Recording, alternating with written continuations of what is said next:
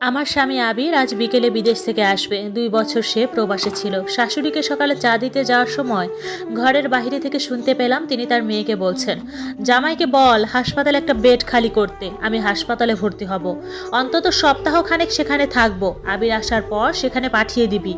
আগুন আর ঘি যেন কাছাকাছি না থাকে। তোর বাপ ওই মেয়েকে পছন্দ করে আবিরের সাথে বিয়ে দিয়েছিল, আবিরের পছন্দ ছিল না। তোর বাপ যেহেতু বেঁচে নাই, এখন ওই মেয়েকে বিদায় করতেও সময় লাগবে না। পাশে থেকে আমার ননদ বলে উঠল, তোমাকে কেন হাসপাতালে থাকতে হবে? তুমি অনামিকার মামাকে বলো ওকে যেন এসে নিয়ে যায়, ও চলে গেলেই তো সব সমস্যার সমাধান হয়ে যাবে। ভাইয়া আসলে নতুন মেয়ে দেখা শুরু করো। এই মেয়েকে আমার পছন্দ না, সব সময় বেশি বোঝে। তোমার ছেলেকে তোমার কাছে থেকে দূরের মানুষ বানিয়ে দেবে, দেখো। শাশুড়িও তালে তাল মিলিয়ে বলে ওঠেন, সেদিন শুনলাম আবিরকে বলছে এটা লাগবে ওটা লাগবে। এখানে এসে থেকেছে কদিন, এখানে এসে কোনো কিছুতে হাত লাগাতে দেয় না আমাকে। এই মেয়ে আমার সংসার আমার কাছ থেকে কেড়ে নিচ্ছে। এত সব আমি কিছুতেই বরদাস্ত করব না। আমার ছেলের কাছে থেকে ওকে আলাদা করেই ছাড়বো। আম্মার কথা শুনে যেন আমার পায়ের তলার মাটি সরে গেল। আবিরের থেকে আমাকে আলাদা করতে চায়। কি ক্ষতি করেছি আমি তার? কেন এমন করতে চাইছে?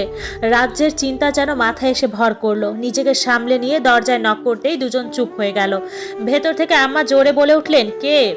আম্মা, আমি চা নিয়ে এসেছিলাম, ভেতরে এসো।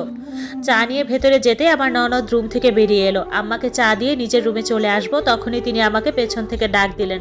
আমি কাছাকাছি গিয়ে দাঁড়ালাম। আম্মা চায়ে চুমুক দিয়ে কাপটা হাতে রেখে বললেন, অনেকদিন তো হলো এখানে এসেছো, তোমাকে তো উঠিয়ে নিয়ে আসা হয়নি। আমি তোমার মামাকে ফোন করে বলে দিচ্ছি তোমাকে যেন এসে নিয়ে যায়। আবির আসলে ওকে তোমাদের বাড়ি পাঠিয়ে দেব। ওর সাথে এখানে এসে আবার কয়েকদিন থেকে যেও। অনুষ্ঠান করে তোমাকে নিয়ে আসবো একেবারে, কিন্তু তার জন্য সময় লাগবে একটু। আমি বাধ্য মেয়ের মতো মাথা ঝাঁকালাম। আম্মার দুই সময়ে দুই রকম কথা আমার ভেতরে ঝড় তুলেছে। আবিরের সাথে আমার সংসার কি সত্যিই ভেঙে যাবে? আমি তো আম্মাকে আমার মায়ের মতো ভালোবেসেছিলাম। উনাকে দেখতে ইচ্ছে করলেই চলে আসতাম। উনিও আমার সাথে ভালোভাবেই মিশতো, ভালোবাসতো আমাকে। কিন্তু হঠাৎ এত পরিবর্তন আমাকে যেন 10 তলার ছাদ থেকে নিচে ধাক্কা দিয়ে ফেলে দিচ্ছে। আমি অল্পতে ভেঙে গুড়িয়ে যাওয়ার মেয়ে নই, তবুও নিজের সংসারের কথা চিন্তা করে ভীষণ ভয় লাগছে আজ। আম্মার সাথে কথা শেষ করে নিজের রুমে চলে আসলাম। খুব কান্না পাচ্ছে আমার। আম্মার সাথে কি খোলামেলা কথা বলতে যাওয়া উচিত হবে? মা মারা যাওয়ার পর মামার বাড়িতে মানুষ হয়েছি। মামিও কোনোদিন স্বার্থ ছাড়া ভালো ব্যবহার করেনি। মামা অত্যন্ত ভালো মানুষ, উনি ভালোর জন্যই হয়তো উনার উপর ভরসা করে বিয়েটা করেছিলাম। আমাকে পছন্দ করেছিলেন আমার শ্বশুর বাবা। নিজের ছেলে বিদেশ থাকা সত্ত্বেও ফোনেই সবাইকে সাক্ষী রেখে ভিডিও কলে আমাদের বিয়ে দিয়েছিলেন। রুমে এসে খুব খারাপ লাগছে। কোনো কিছু বুঝতে না পেরে মামাকে কল দিলাম। 2বার রিং হতে মামা কল রিসিভ করলেন। আমি জোরে একটা শ্বাস টেনে বললাম, মামা। মামা হয়তো ব্যস্ত ছিলেন, চারপাশে মানুষজনের উপস্থিতি বোঝা যাচ্ছে। মামাকে ডাকতেই তিনি তড়িঘড়ি করে আমার ডাকে জবাব দিয়েই বলে উঠলেন, কেমন আছিস রে মা? জামাই বাবার কি খবর? কখন আসবে? মামা, আমার শাশুড়ি তোমাকে কল দিবে হয়তো। আজ আসতে বললে তুমি একদম আসবে না। কেন, কিছু হয়েছে? মামা, আমার শাশুড়ি হয়তো আমাকে পছন্দ করছেন না।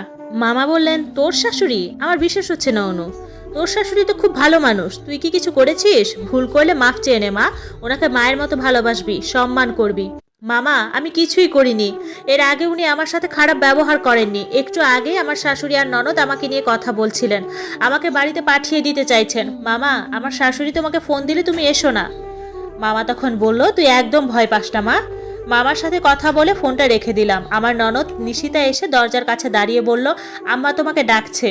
আমি বললাম, এখন? হ্যাঁ। নিশিতা আবিরের ছোট বোন হওয়ার সত্ত্বেও আমাকে কখনো ভাবি বলে না। আমিও এটা নিয়ে কিছু বলি না। এই জীবনে যতটুকু সম্মান পেয়েছিলাম এটাই অনেক। তবে সেটা আমার ভাগ্যে টিকবে কি না সেটা নিয়ে সন্দিহান।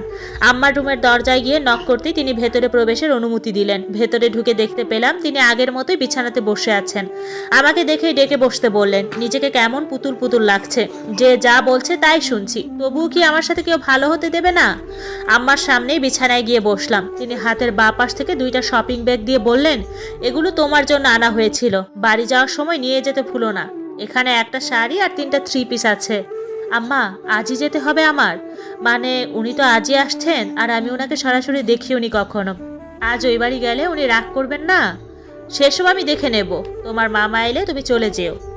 আমি আবারও বাধ্য মেয়ের মতো মাথা নাড়লাম। আমি সর্বদা শান্তশিষ্ট মেয়ে, ঝামেলা আমার কোনো কালেই পছন্দ ছিল না। জোর জবরদস্তিতেও আমি নেই। আমি বিশ্বাস করি যে যেটা আমার জন্য সৃষ্টিকর্তা রেখেছেন সেটা আমারই থাকবে। ভালো কিছু পাওয়ার জন্য চেষ্টা করা যায়, কিন্তু জোর করে ভালোবাসা অন্তত পাওয়া যায় না।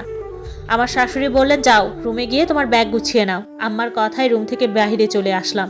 বের হতেই দেখি 5-6 জন লোক বড় বড় ডালা করে সবজি, মাছ, মাংস নিয়ে এসেছেন। আম্মা বাহিরে এসে সবাইকে রান্নাঘর দেখিয়ে দিলেন। আমাকে ছাড়া সবাই এ বাড়িতে কত আনন্দ করবে ভাবতেই বুক ভারী হয়ে আসছে।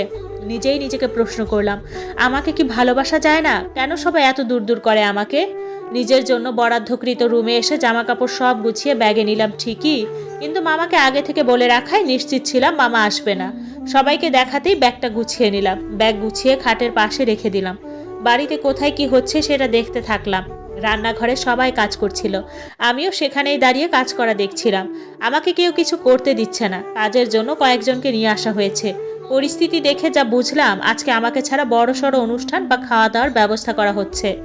তখনই আমি শুনলাম মামার গলা, অনুমা। পেছন ফিরে তাকাতেই দেখি মামা মিষ্টির প্যাকেট নিয়ে হাসি মুখে দাঁড়িয়ে আছে। নদীর বাঁধ ভেঙে যাওয়ার মতো কষ্টগুলির জন্য সবকিছু ভেঙে চুরে বাহিরে আসতে চাচ্ছে। মামাকে এতবার নিষেধ করার পরেও মামাকে আমাকে নিতে এলো। মামা চায় না আমি সংসার করি।